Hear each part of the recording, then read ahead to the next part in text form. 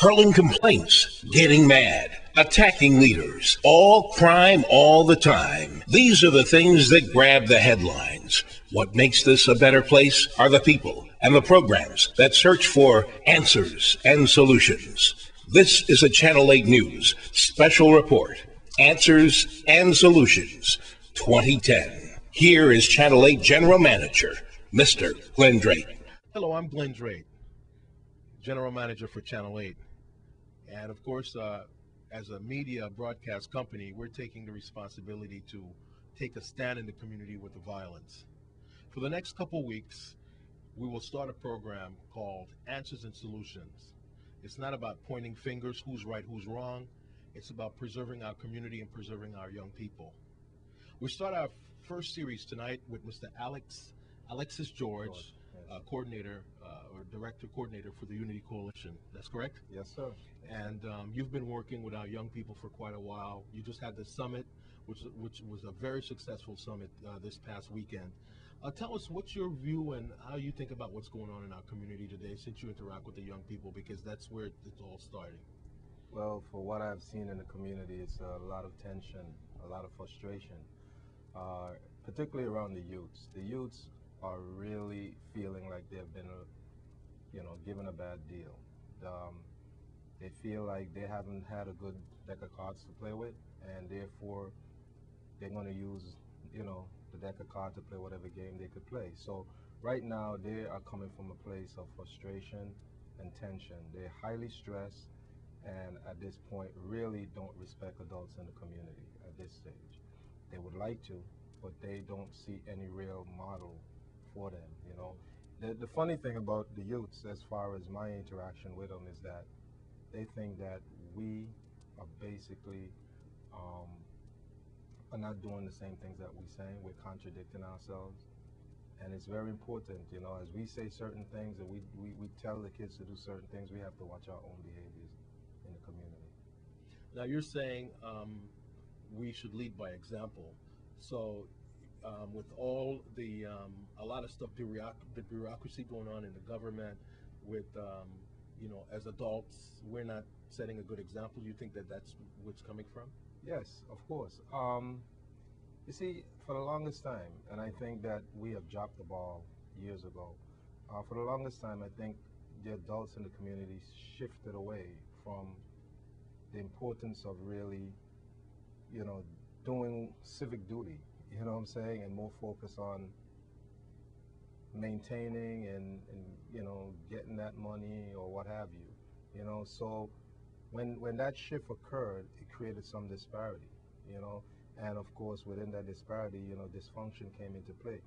Kids, see that and they fall right into that level, because if you're not there to monitor and to supervise these kids, then they're left up to their own devices, and we know kids can't do it on their own, so yeah, definitely. So everything is all connected. You're saying there's many social factors involved, and as far as single parents, you're saying that the kids are being able to raise by themselves, being able to actually raise themselves, being home because the mom is home. If she's a single parent, she's got to work 2 jobs. She's not there.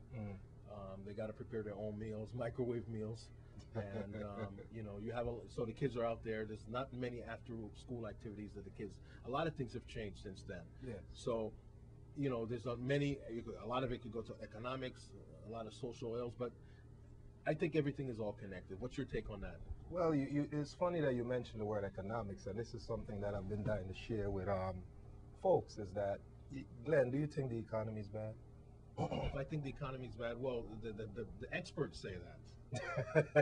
And I'm glad you made that answer, because really and truly, people we're feeding into this this notion that has been sold to us that the economy is bad. Really and truly, when we look at it, what makes an economy? An economy is interaction between people, goods and services being exchanged. And really and truly, no matter whether or not we have money, people have basic needs, and people will find ways to, provide for their needs. So first of all, there's no bad economy. There's a problem with liquidity. So we need to really look past and have a different perception, okay? Because that turns out to be our excuse why we drop the ball on our community. Yeah, but um, okay.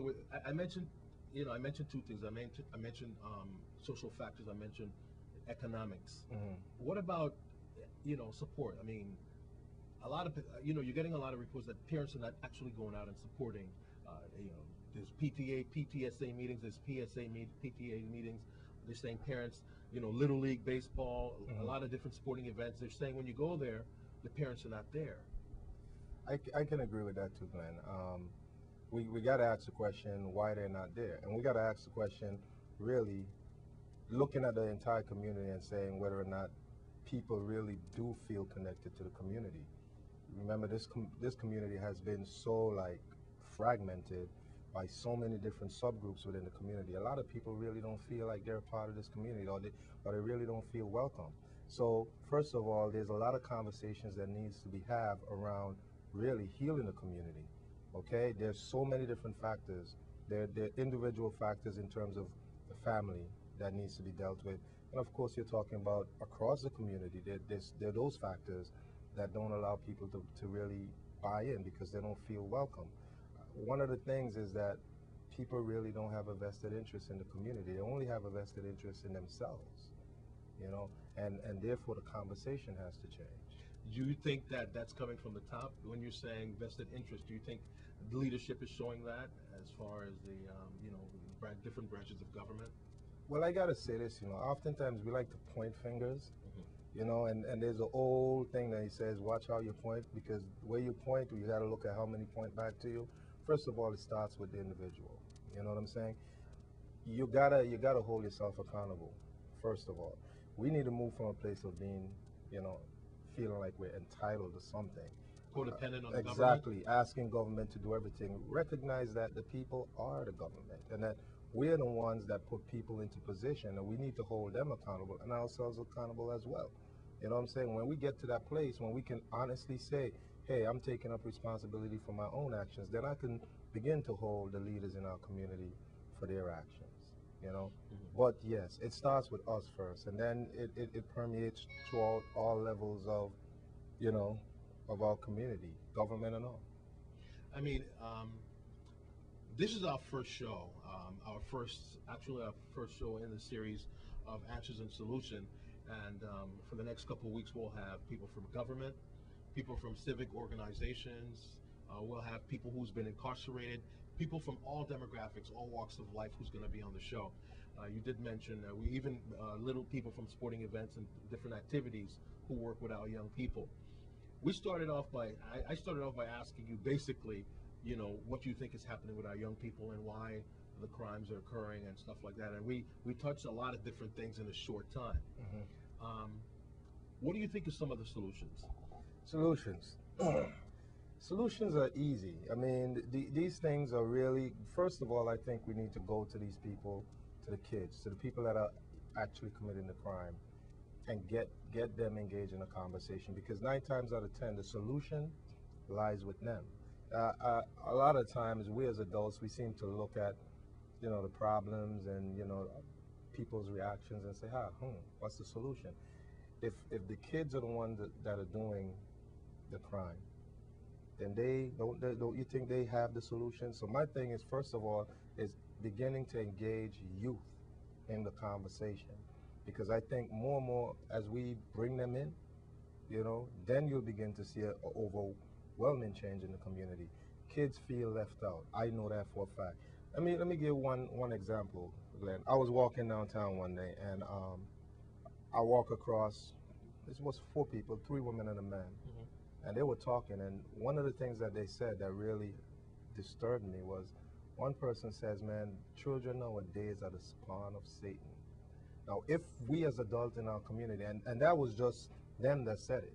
Now, I know hundreds of people in this community share a very similar sentiment, like, I don't know what's wrong with the young people today, There's a lot of different saying when it comes to the young people. Yeah. I mean, between the two of us, we can come up with 20 that a lot of the adults say about our young people. Yeah, but the thing is that if they're hearing this, you know what I'm saying, the problem with the young people is the adults. You know what I'm saying? And we perpetuate by saying these young people today ain't worth this, they're lazy, they don't want